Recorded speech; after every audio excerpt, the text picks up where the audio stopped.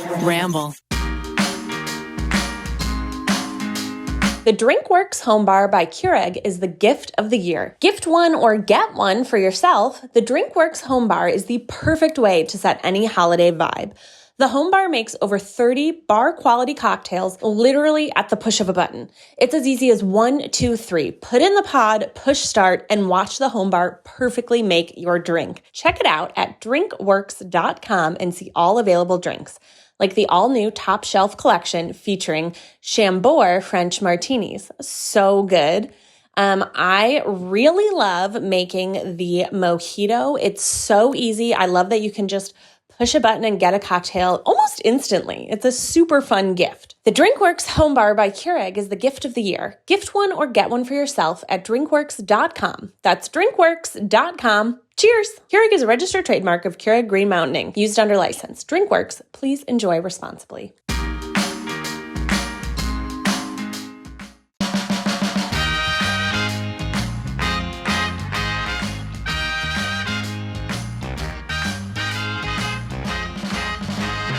Hi, everyone. Welcome to another episode of You Can Sit With Us. I'm your host, Maggie. I'm joined by my co-host, Becky. Hi. And Rachel. Hello. Ariel is unfortunately out today, so I'm very excited to introduce you guys my best friend in the whole wide world, Samra Asrat. Just to disclose, Samra actually was tested before she came down. She's actually visiting for my birthday, and we thought, why not? So fun. Not only do we get to talk about our friendship and stuff like that, but Samara actually has had a world of experience, and she is a animal biologist. Oh, so yeah, wildlife biologist. A wildlife biologist. I gave her all the different names last night. She gave me like four of them, and I was like, oh, hold on, I want to make sure I do the right title. She's worked at the Monterey Bay Aquarium. She's also been in Scotland to study her master's. She's nursed baby sea otters and she's worked with baby beluga whales. She has been in Gambia to do her dissertation. So she just has such a cool experience and has lived such an interesting life. So that's just a little bit about her. Do you want to tell us a little bit about your background and like how you decided to study marine biology? Yeah. I grew up down in Southern California with Maggie and Irvine, and I grew up going to Yosemite every year, but we wouldn't camp. Dreamland. Whoa, Yeah, that's nice. It's like California's beautiful. Yeah. So much. But we would stay in the lodge. And so I grew up like hiking and doing stuff like that. But the most outdoorsy is we'd go to the beach. Maggie and I would bike ride, which we could talk about Maggie and her cycling experience. She's grown leaps and wonders. Samara actually had to teach me how to ride a bike, but I didn't know how to ride a bike cruiser on hills. Like I was so just surprisingly, a lot of people don't actually understand gearing. If you you don't think about it, like, oh yeah, I just shift. Some people, you're looking at them. Some people, What is a shift? What is a gear? I just pedal and a brake. Perfect. I'm glad to hear I wasn't the only one. Yeah, because no. I would just like slow down and Sarah was just like pedaling her heart out and I'd be like, I'll be right there. We'd be going into a hill and she'd just keep the same pace. And I was like, Matt, you're going to need to speed up here. Like, speed up, more pedaling, change your gear. What about hop off and walk it up the hill? Yeah, I'm honestly such a proponent. That used to be me. But Samara's actually gotten me more into biking this year just because more people are doing outdoor activities. So she's giving me all these bike tips. That's true. Yeah. There are no more indoor activities. They're canceled. No. Indoor is dead. Indoor is dead. Outdoor. So, yeah, I grew up doing normal Southern California things outside. And then I moved to Monterey, where I went and did my undergrad, and I worked at the aquarium for 5 years. Like in Big Little Lies. Yeah. Oh my God. Tell us about the Monterey Bay Aquarium, because some people might not know. It's like a pretty big deal, right? Like me, It's world famous. Yeah, it is an aquarium on the coast in Monterey. Amazing. So it's an aquarium and it's a conservation center. They do research and rehabilitation, and they have a huge education program. They give back a lot to the local community. One of the things that I loved is I got to work rescuing southern sea otters. So they are. They're so sweet. Sea otters look like puppies. They really do. But I promise you, they're really not. They're cute, but like So southern sea otters are protected. They are a endangered species. They might be on threatened, so don't quote me on that part. They're on this borderline. They are related to weasels. Weasels are cute. They are not. Yeah. They're related to weasels. So sweet and snuggly. Weasels are not cute. See, right? Weasels are weaselly. Yeah. Well, they're related to wolverines and weasels. So think these animals, like, they're mischievous. They get into things, like they're always around. Sea otters are super adorable. I think it's their nose to face ratio. Yes. It's like how big that nose is. The nose looks like and a their puppy little dog. whiskers. It does, yeah. And they hold hands when they They sleep. do. They raft up. Are they soft? They are. So they arguably have some of the softest fur out there. Hold hands while they sleep. So that they like don't float away. It's called rafting, and they'll raft up. In 1 square inch of sea otter fur or pelt, there are over 1 million hairs. That's like more than your average house cat. That's so crazy. They're very fuzzy. And they have 2 layers. They have guard furs, and so that's what I would do is I would groom baby sea otters, because if they were, and it's called SORAC, Sea Otter Research and Conservation. For a long time, they were the only place rehabilitating sea otters and then being able to put them back out into the wild. The big thing is if you get a pup in, sea otters are utterly useless. Really? What do you mean? They need mom to survive. Sea otter like pups, humans. They're very much like humans. I'm sure you can relate. I have 2 utterly useless babies. Don't say. No, I was just making a joke. Yes. They're very useful. Yes, of course, and you love them. And but they need you. And they smell so good. But yes, they need me for most everything. So sea otter pups are the same way. So there's so much hair per square inch on that little thing. They are positively buoyant. They can't dive down. All of their food is, They also don't know how to groom their fur. And it's really important to keep their fur nice and groomed, because that's, think of their counterparts like other marine mammals, harbor seals and whales and sea lions. They have blubber to keep them warm. Sea otters don't. They just have this fur. They're like, if you watch a sea otter, they'll grab their skin and pull from back here, and they can groom whatever's on their back because their skin is so loose and like floppy, and there's no blubber or anything. So grooming is very important for a sea otter. So who usually grooms sea otters? Their moms? They'll spend like anywhere from 6 to 9-ish months with their mom, and that whole time. So at the beginning, mom is doing everything. She is hunting for food. She is nursing that pup. She's grooming that pup and protecting it. And if you're ever in Monterey or Santa Cruz and you hear so like, me, mom has probably gone down and is diving for food, and the pup is just floating around at the top. So what I would do is if we got pups in, for the first so many weeks, we would take care of them as humans. We'd look like Darth Vader, though. We'd wear a kind of like a face shield, but it was black, and then a poncho. We had gloves on and everything. You can't talk. You can't wear anything that's scented. You don't want to desensitize them to humans. They're also federally protected, so there are rules and regulations that are. Yeah, that was my next question. Is because they're so soft, do people try and hunt them? That's what got them to their status. They were nearly hunted. So sea otters live. They used to go down to like Baja, California, and then all the way up the west coast of the U.S. and over into Japan, in Russia and Japan. And that's a big journey. Yeah. But so they had like ranges. So you had the southern sea otter, which is what we have in California, up to Oregon. And then you'd have the northern sea otter, when that runs all the way up into Alaska. And I always kind of forget about this. I think it's the Japanese sea otter. Then they were all hunted for their fur. They called it black gold.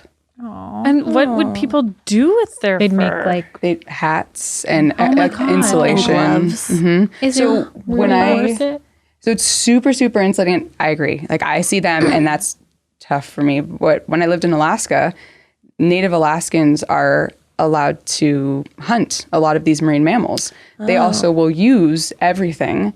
And I've worked in animal rehabilitation. And so they're also the first people that would call us and be like, this animal looks really sick, or there's something going on, because they're so aware of the environment because they're living off the land and they're subsistence hunting. But yeah, so it was, otter fur was traded, and it was black gold is what it was referred to. wow. And that's what got sea otters to this. People thought they were completely extinct. The sea otters, the southern sea otters that you see now in Monterey and along this very small stretch, I don't know how far down they go. I think it's Morro Bay like maybe just past Morro Bay, south, and then not even to San Francisco. So it's this really, really tiny range. And I don't know the newest numbers, but somewhere in the 3,000 range individuals. But it's come from a small pod of raft of about 50. So we thought that sea otters were completely extinct. Do you guys know Bixby Bridge in Big Sur? That iconic. You've probably seen it if you seen photos. It's in Big Little Lies again. The really pretty coastal bridge. Yeah. So that's Bixby Bridge. There's a photo of it on my Instagram. Yep, iconic. It's beautiful. It's very pretty. I think when they were building that bridge, and then the locals in Big Sur, they had all seen this small raft of otters, and they kind of, how the story goes is people kept it really quiet, and that was right around the Endangered Species Act time and the Marine Mammal Protection Act. So all of that kind of happened, and then they gained protection that way and rehabilitation. Okay, so you guys grew them from like a raft of 50 to now there's a population of 3,000. And raft, we're saying, is a group of otters, and not there was a raft with 50 otters. Like Titanic. Like The first time you said it, I was like, a raft of otters. Oh, holding on. I'll never let go. So a raft, like a murder of crows. Correct. And a herd. It's a murder? Yeah. Dark. Murder of crows, Bam, you actually know a lot about birds. Didn't we When you guys were traveling, Maggie and Zach kept sending me videos. When we were in New Zealand. Anywhere you travel besides, I don't know why, I'm just not enthused by any of the birds in Southern California at all. But when we went to New Zealand, I mean, you will have an argument. Samra loves birding, which I have learned that is what it's called when you go out and look at birds. You're not hunting birds. No. Birding is bird watching. observing and bird watching. Yeah, but birds are cool. Do you have like a book of bird things? Because I've seen people with their books and they'll write it down. Scary. Yeah, I used to think spooked by that. I used to think They're like dinosaurs. They're They like are. a little, No, they super. And they're smart. They're This living is why she dinosaurs. loves them. I also did not like birds growing up because I was always pooped on. Always, without fail. Really? I would be in a group. I was always in like a group, and somehow I would be the only person pooped on. It's supposed to be lucky though, right? Yeah, That's what they say to make you feel better. right. Yeah. Because you got shit you're on. lucky. I got pooped on my first communion in a white dress outside of a church, like ready Rude. to receive the sacrament of God. That bird was like, "Don't do it, bitch. Don't do it. Don't do it. Don't do it. You're wearing a little mini wedding dress. Religion's a trap. Get out. Get out. The birds know. They're dinosaurs. They've been around. Yeah. I'm so full of random facts. So I'm a wildlife. Hit us with the bird facts. I was telling Maggie, as a wildlife biologist, or like an ecologist, I know a little about a lot, like a very broad spectrum. And then work experiences kind of let me specialize in certain places. But there are so many people that specialize and are ornithologists, and they just study birds, or somebody who is in the forestry and is a fire ecologist. So I know a little about a lot. Dinosaurs and birds.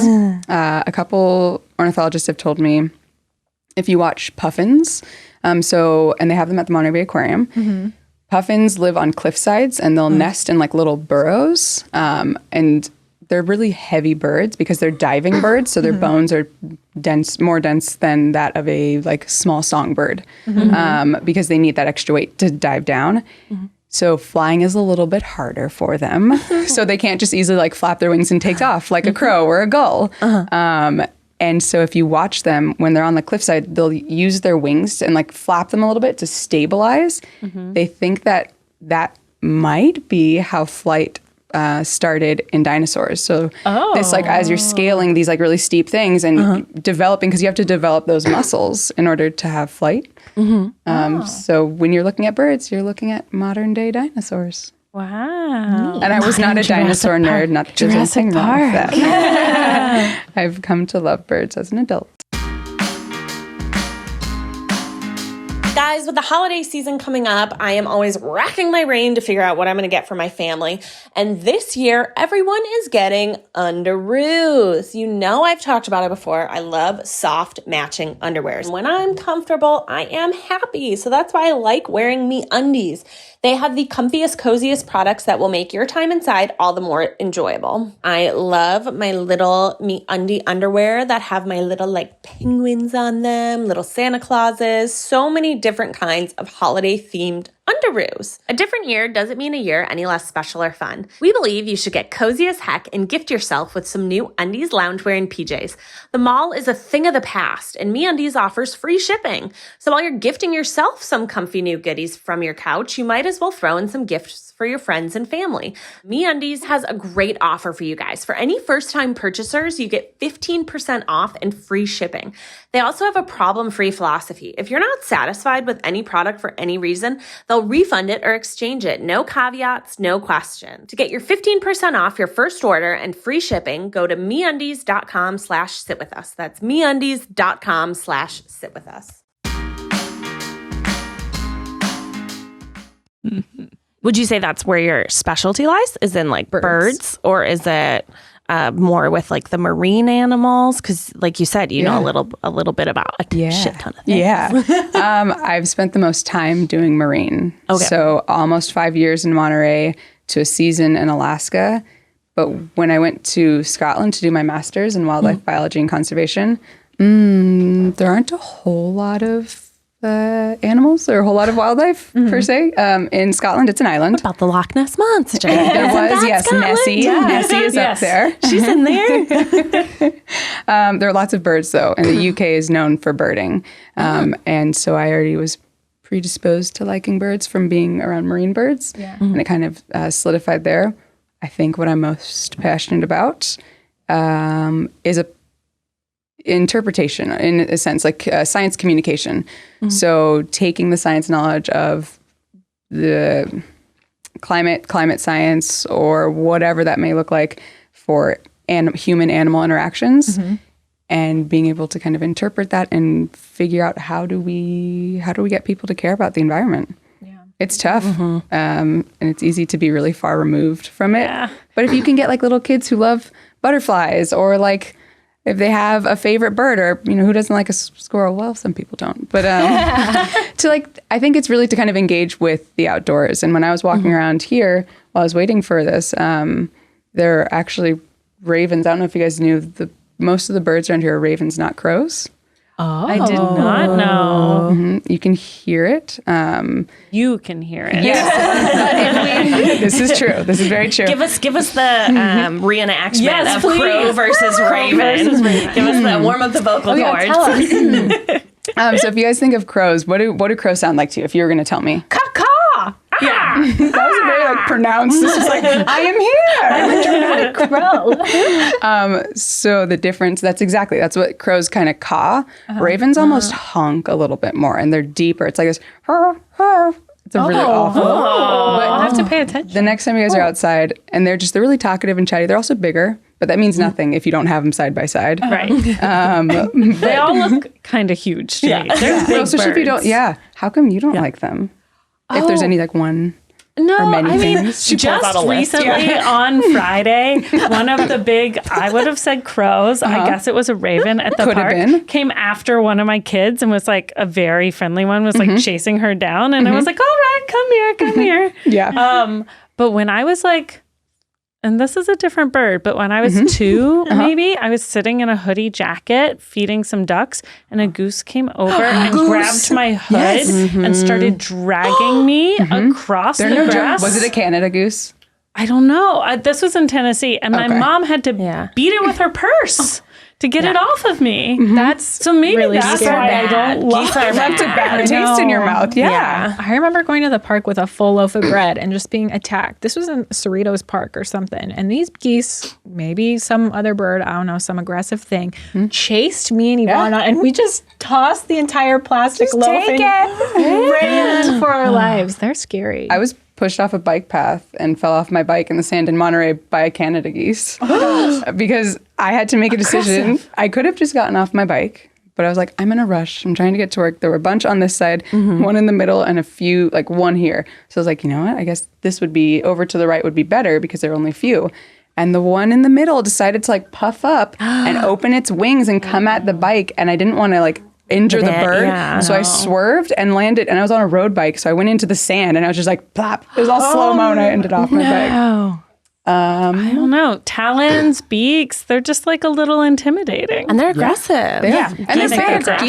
Geese are also big. They for sure, having something that big with a big old wingspan come at you or pull you. And I think of Ned in Australia getting attacked by a magpie. When he got swooped. Magpies are related to crows, so they're corvids. Oh, okay. And jays, so like crows, ravens, most magpies, jays, they're all in the corvid family, and they're super smart. But yeah, they'll like, if so it attacked Ned. It swooped him. So I guess Wes was playing near probably the magpie's nest with all the babies, and Ned sees the magpie going for Wes, and he goes, no. He just protects Wesley, and he's like, boink, boink, boink, boink. Did anyone else see the video of the mountain lion, the mama mountain lion chasing the runner? Yes. Utah, maybe? Utah or Colorado, one of them, yeah. It will get your heart rate up, and it'll stay up for like 3 weeks. When it's she like does the 6 minutes and she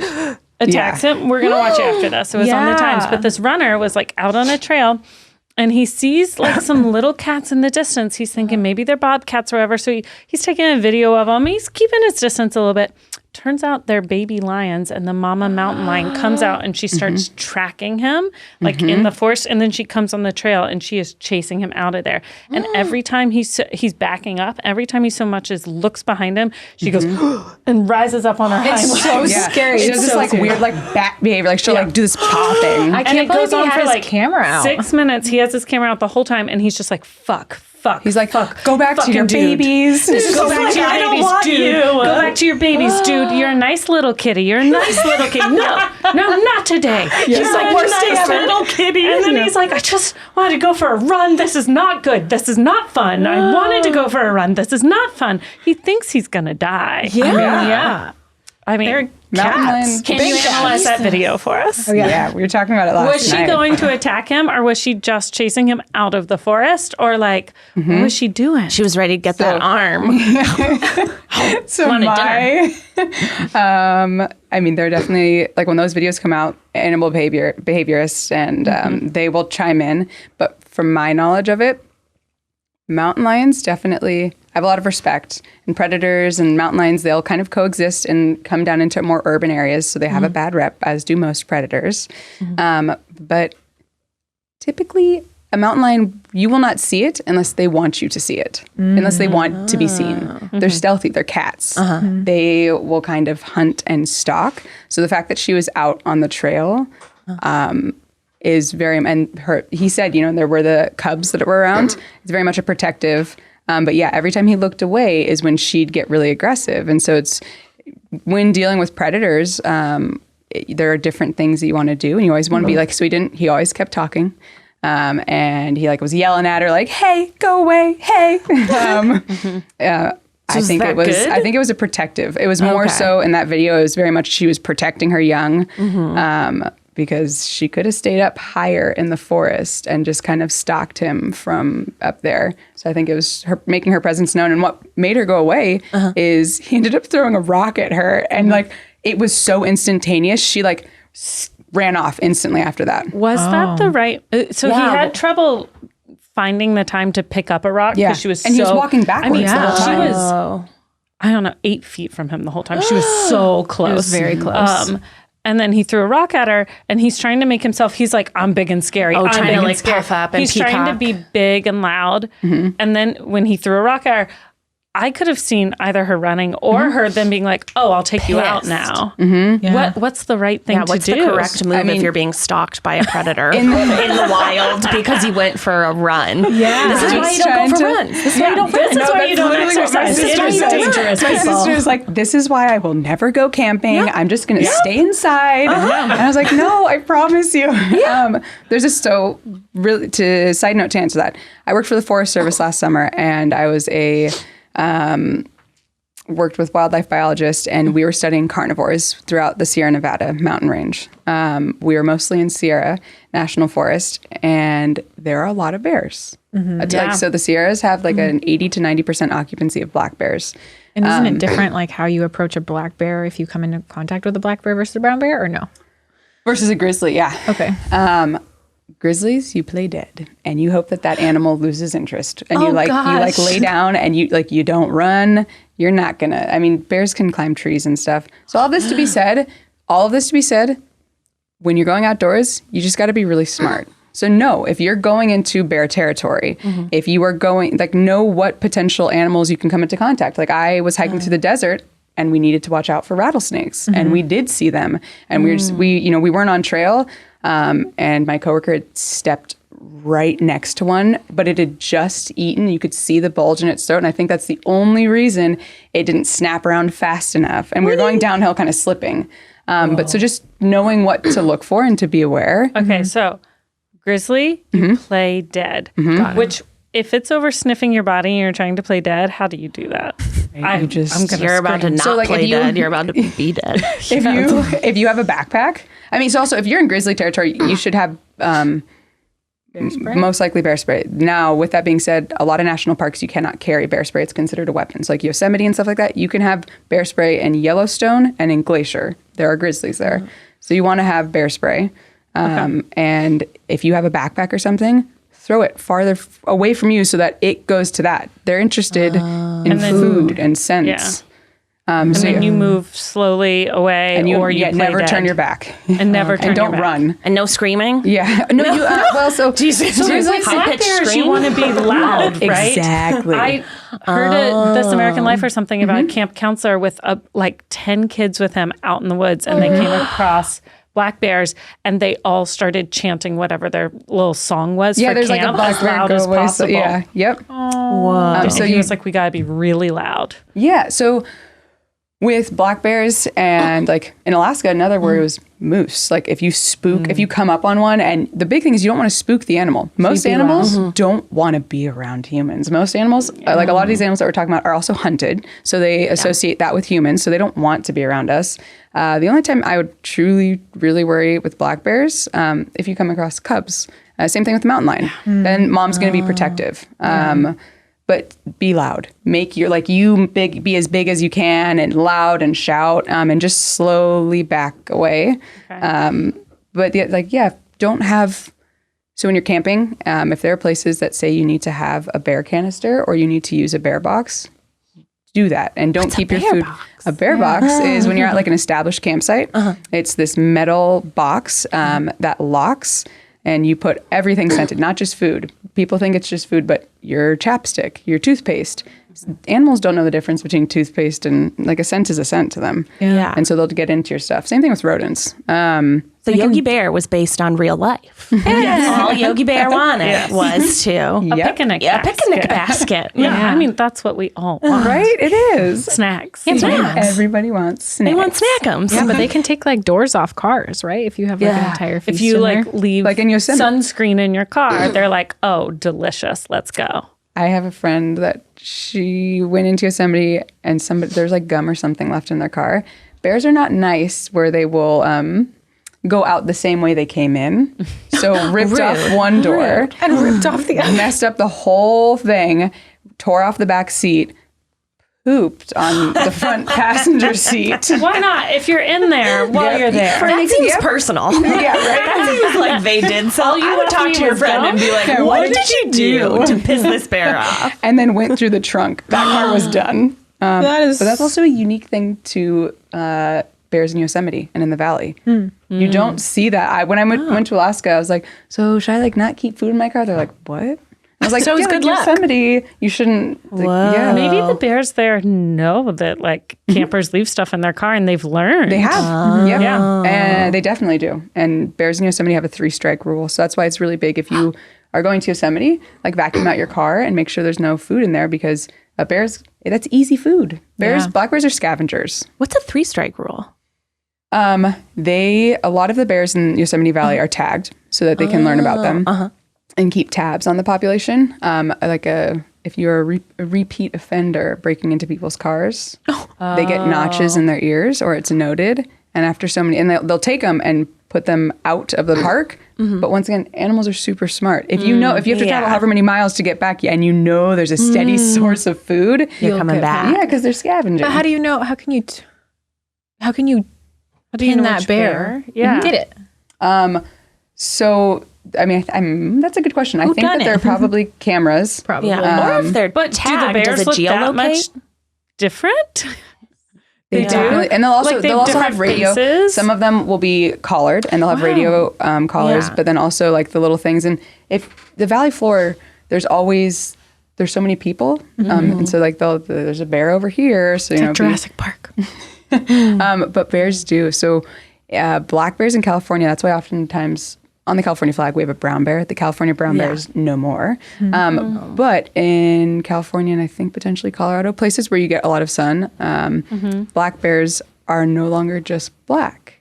Oh. They're actually brown. They can be brown or cinnamon or blonde, or they'll have like bleached tips.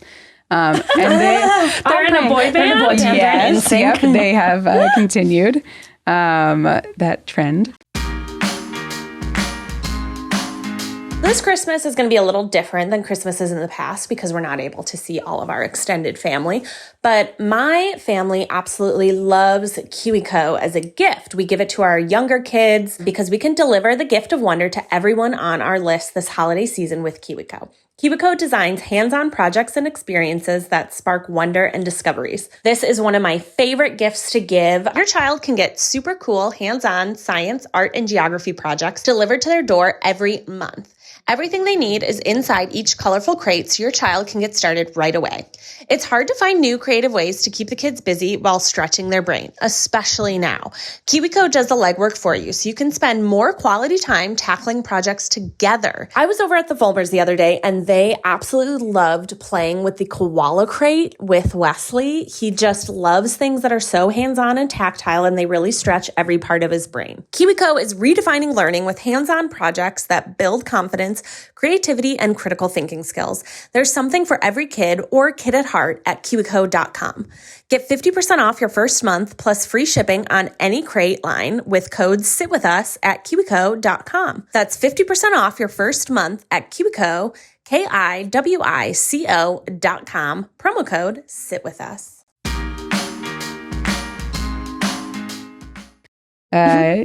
So they do look so fun. And so I was setting up cameras for the Forest Service. So they do look different. Yeah. Yes. And with the cameras, so we had camera traps set up. We were just studying, it was a non-invasive study. And the animals, we were trying to study fishers and martens, which are small weasels. They're actually kind of, so fishers not as cute. They look like a little mini bear weasel thing. Martens are like when you've seen like a stoat or like, like a little tiny weasel. They're a little round face, little ears. They're really cute. That's what martens look like. I love that you think we're seeing weasels on a regular basis. I don't think I've ever seen a weasel. I trust you.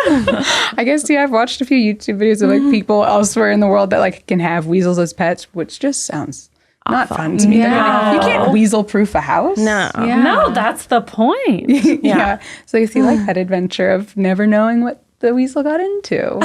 No, thank you. Yeah. Wait, I still have another question about this 3-strike rule. So what happens after 3 strikes? The bear goes to bear jail or the bear goes to bear heaven? They're They go euthanized. to bear Oh, heaven. no, really? Yeah, I know it's kind of, and that's where it's sad and it's tough to talk about, and you don't want to like scold people, but that's where it's really important to understand the role that we play. Yeah, We're because that's not the tempting bear's them. That's fault. on our. Yeah. That's on And a lot of people end. don't know that. So they don't know that if you just take extra measures, especially if you're in the valley. You're going to their house. Yeah, it's a shared space. I think people should have the 3-strike rule. Yeah, then. you're not, If a bear car busts has been into your broken car, into you're not allowed in 3 times. Yosemite anymore. you can't come to national parks anymore. Yeah, Yeah. a lot of people don't know that. But they're really cool places. I don't know if they're doing it in Yosemite. They're called bear dogs. They will use these dogs as deterrents. So if a bear is caught messing around in the valley floor, it does something, and they'll put it in one of the, it's not a bear box, like a Bear like a jail. trap. It's like a bear trap. It's not, it doesn't hurt or anything, but it's to hold it. They'll let the dogs kind of harass in a way, like bark at them, and like it's a pack of however many dogs to intimidate and almost scare the bear. So it sounds really awful, but if that's the solution to and it's worked and it's been successful, that bear once released and they'll open it, they'll reattach the dogs and open it, and the bear goes, and the bear doesn't come back typically. Because just historically with dogs being used to hunt and just they always say if you're hiking, like in Yosemite, if I was going by myself, Yosemite, Alaska, I would take a dog with me. Dogs are they're good to have around. But so bear dogs of any really, size? I don't think I'd take Ellie. Ellie's 9 pounds. I'd probably take my 80-pound dog. Yeah, she's a Chihuahua Terrier. I'd take my 90-pounder. But could Bowie? Yeah. Could Bowie take on a bear? I don't think Bowie could take on a bear. He like looks like he's tough, and then his little back legs are like, no, not take on. So like my dog would not take on just a bear. Bark at it and stare it a little. I mean, why I take a dog with me when I'm hiking is their scent, the bear smelling them, and like if they're peeing and things, and just like getting whiff of another animal. That's where it played a part. But bear dogs are a specific breed of dogs. I think they're Russian. We should get Karen dogs, and if you like don't wear a mask at a grocery store, or you like yell at someone in a parking lot, you get trapped in a room with these dogs, and they bark at you. Bark at you till you don't come back to your target anymore. I like that. We can apply this to society. Yes. They're also a special breed. You're also making me want to go to Yosemite. I know. Yeah, I've never been.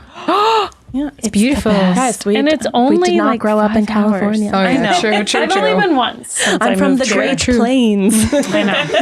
True. It's beautiful. It really is magical. It's a beautiful place. Right now with the fires, though, it's the creek fire that's where I worked last summer, and that is, as the crow flies, not very far from Yosemite.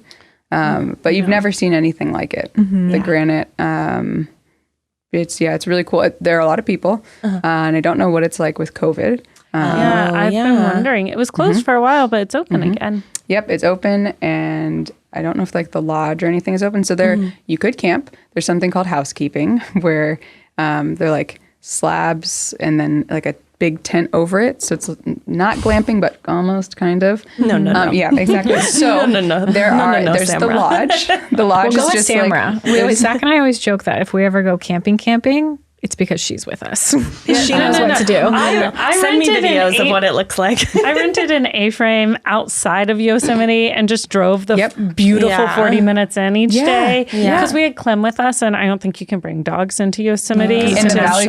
Stay. In the valley floor you can have them. I camped there, but like they can't go out into the backcountry, and they're not allowed on all trails. I feel like hiking's like the one like COVID safe kind of thing if you go places that aren't like super populated. But I wonder what they're doing about population control. And I think you have to make reservations. I heard.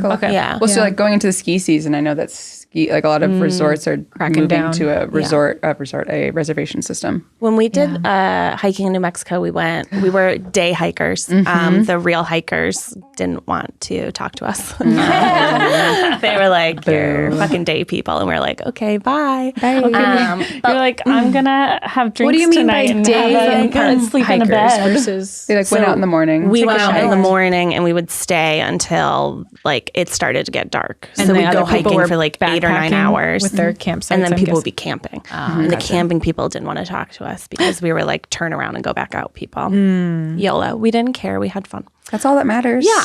But anyhow, we went up to the cave dwellings, and they were tracking how many people were in there. And then they were like, in general, like don't touch stuff, but they like gave you a warning, like there are certain things that we can't sanitize up there because you had to climb down a wood ladder, and they were like, there's no way for us to sanitize that. So you're basically either like accepting this risk or just like make sure you're using hand sanitizer before you go down this ladder. But that's what they were doing there. And in the other parks, we saw no one. We saw like there were 2 groups of people staying overnight that we kind of passed every once in a while. And then on one of our other long hikes, we saw virtually no people, which was so nice. Right. Yeah. General rule of thumb, especially when Zach and I went to Sedona, we'll go on trails that aren't like the heavily trafficked. Like on all trails, it'll tell you. Or if like you go to this place and you ask a friend like, hey, I know you've been here, send me the trails. They'll send you, these are the 2 most popular ones. And I was like, no. There was like a 2-hour line to take a photo on a bridge, one of our friends told us, and we're like, well, during COVID, we're not going to that trail. Take a photo on a bridge. Yeah, it was called Devil's Bridge. It's like it's really beautiful. And you walk way far out. Yeah. No, I have friends with that photo. Yeah. But I was like, maybe I waited 2 hours for that. No. Yeah.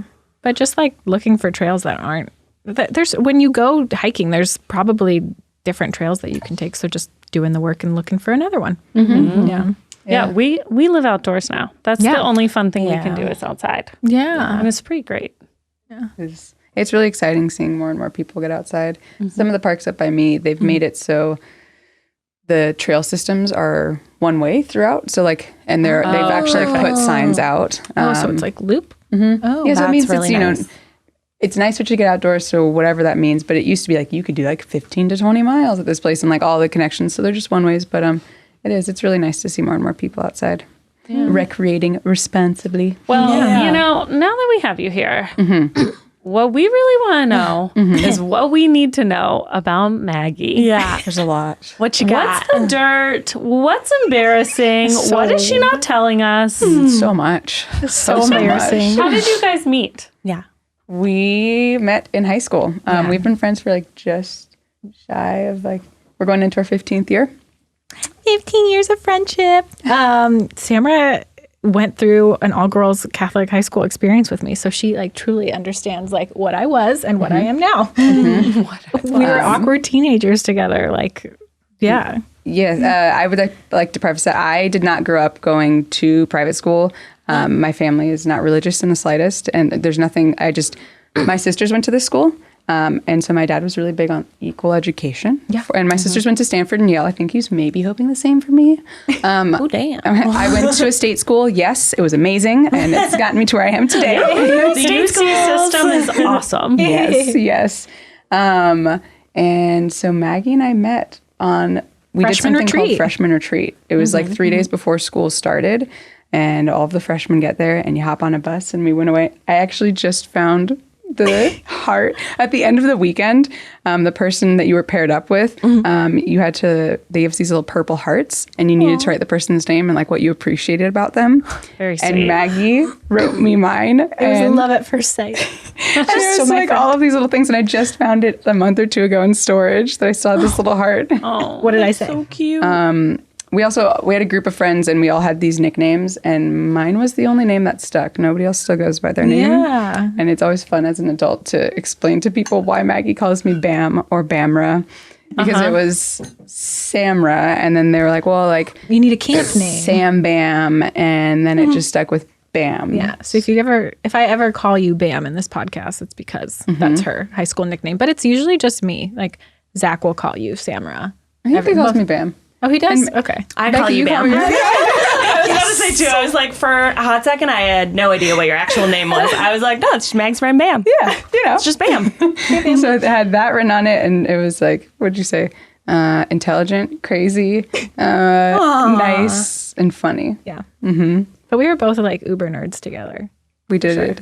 Maggie and I went to a lot of alternative music shows. Yeah. Name a band. Yeah, what was your favorite alt teen band? This is so embarrassing. Oh my God. We went to very small music venues. All Time Low. Yeah. Yep. We went to We the Kings. We the Kings. Yep. So embarrassing. All Time Low was at my first Warped Tour. You did Warped Tour? Yeah. I had intense side bang. Action going on. Maggie strained her hair a lot. Yeah. I was equally at play. I have curly hair, and as a teenager, I felt I needed to have straight bangs. It was awful looking back. Savannah have her little ponytail, her curly ponytail, and razor straight. It took me a very long time side bangs to love and appreciate my curls, and I do now. But it was weird as a kid. What else? Who else did we see? We saw a lot of, not that they're alternative, we saw a lot of 303. I don't know if you guys... I didn't want to publicly support them because they are...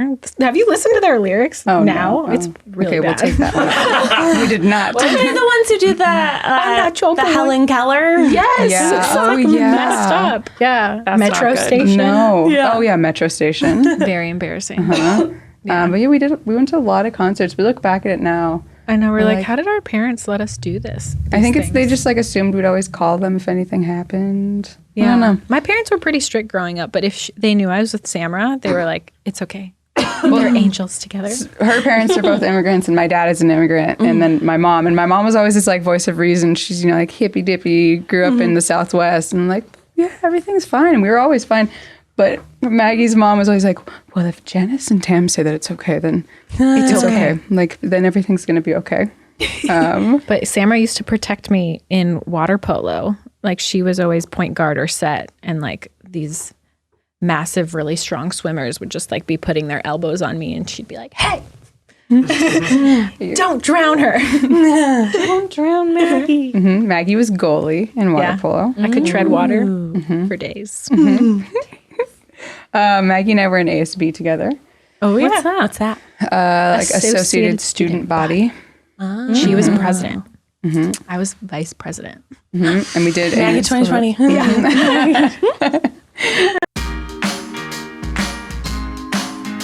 You know, since we've been in quarantine, we have been really conscious of supporting our local businesses. There are a lot of restaurants and a lot of places that need our help. And a great way to support local restaurants without having to leave the comfort of your home is DoorDash. One less thing you need to worry about is going to the grocery store. You can just do DoorDash and take care of your next meal. DoorDash is an app that brings food you're craving right now, right to your door. Ordering is super easy. You just go to the DoorDash app, choose what you want to eat, and your food can be left outside your door with the new contactless delivery drop-off setting. Many of your favorite local restaurants are still open for delivery, and this is a great time to support them with your business. For a limited time, you guys can get 25% off and 0 delivery fees on your first order of $15 or more when you download the DoorDash app and enter code SITWITHUS. That's 25% off, up to a $10 value, and 0 delivery fees on your first order when you download the DoorDash app in the App Store and enter code SITWITHUS. Don't forget, that's code SITWITHUS for 25% off your first order with DoorDash. Subject to change, terms apply.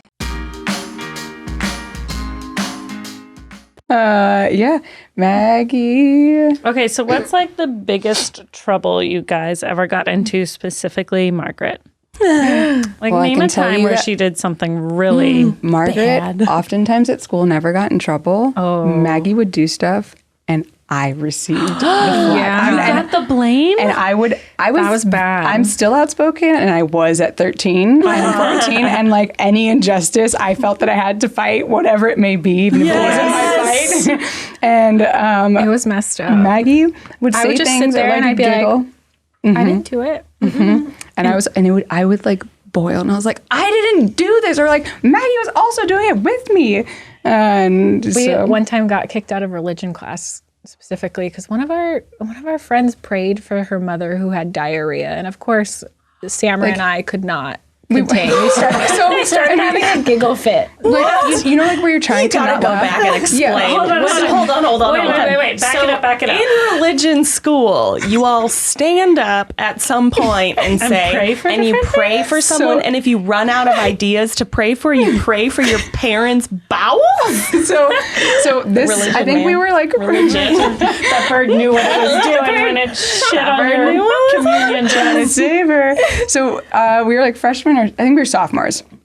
In this religion class, we were in this like box of a room in the back of the library.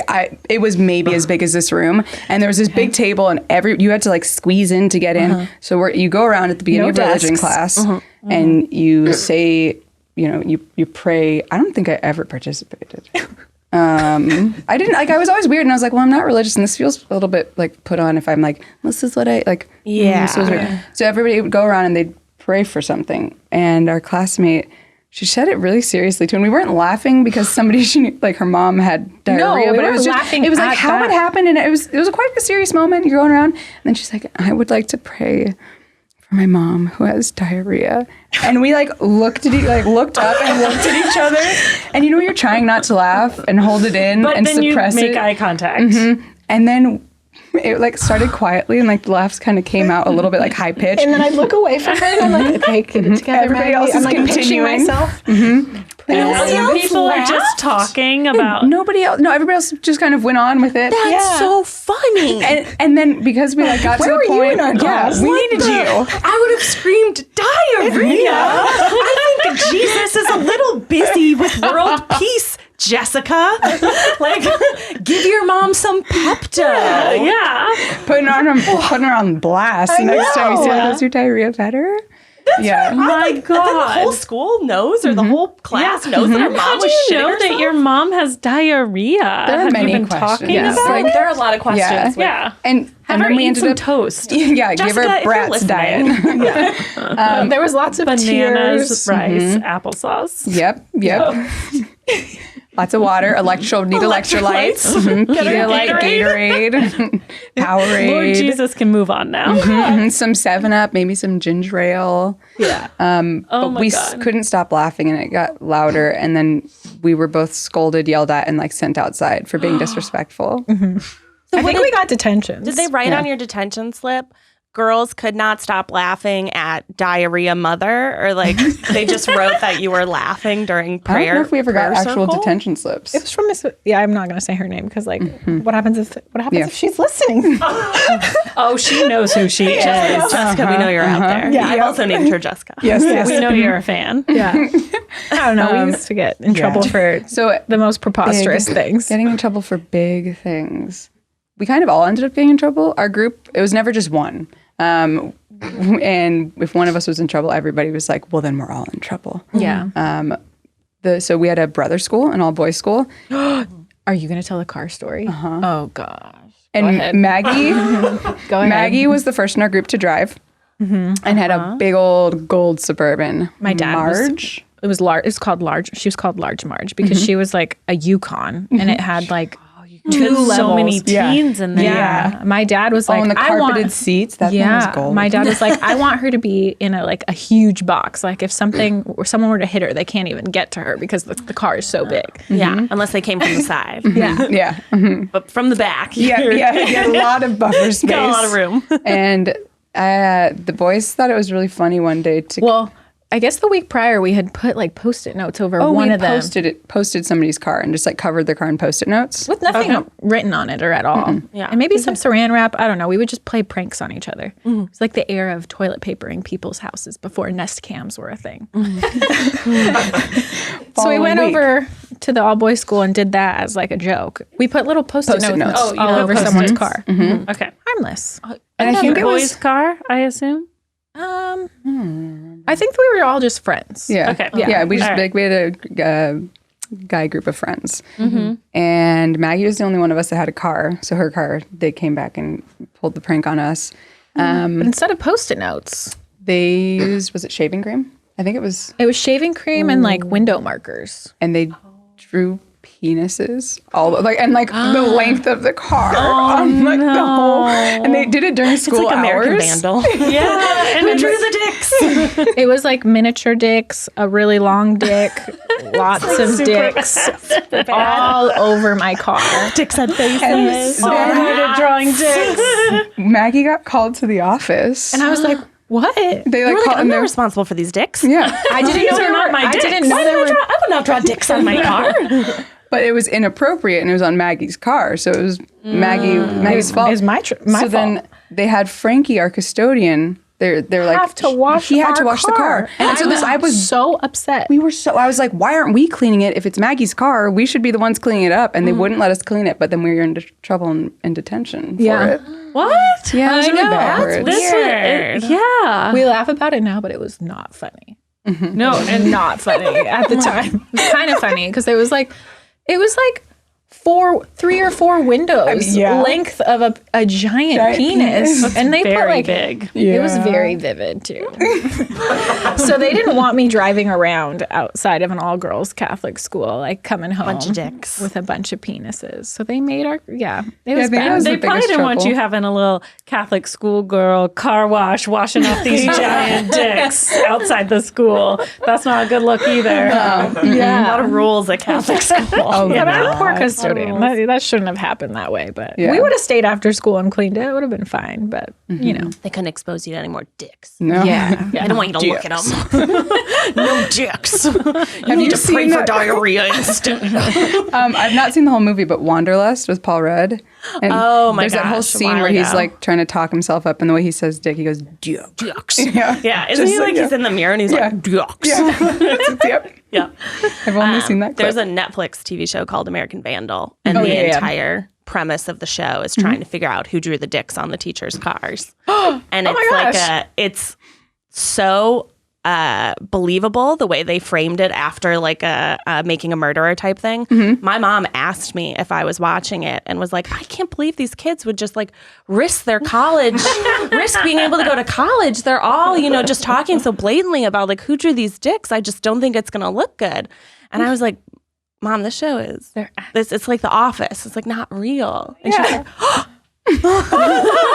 what? It only got like one episode in, but she was like, I can't believe it. Yeah, they do a great job. But they should have done that at your school. They've done an investigation. Who drew the dicks? Justice for Maggie and Bam. Justice for Large Marge. Justice for Marge. Well, that's the podcast, guys. That time went by so fast, but we want to thank our first guest for being with us today and sitting with us. Yes. So if you guys want to know more about animal rehabilitation or conservation, I would say definitely check out the Monterey Bay Aquarium or the Alaska Sea Life Center. It's in Seward. It's where I worked. These organizations, plus so many others, the Marine Mammal Center here in California, there are lots of places that you can help out, protect wildlife and learn more about them. And also get outside. I work for the company REI right now as a guide. So recreate responsibly, get outside, wear a mask, and just be a part of nature. And go learn the difference between crows and ravens. Yay. I promise you, it's so easy. Yeah. I gotcha. Thank you guys. This was a lot of fun. Yeah. Thank you so much for coming.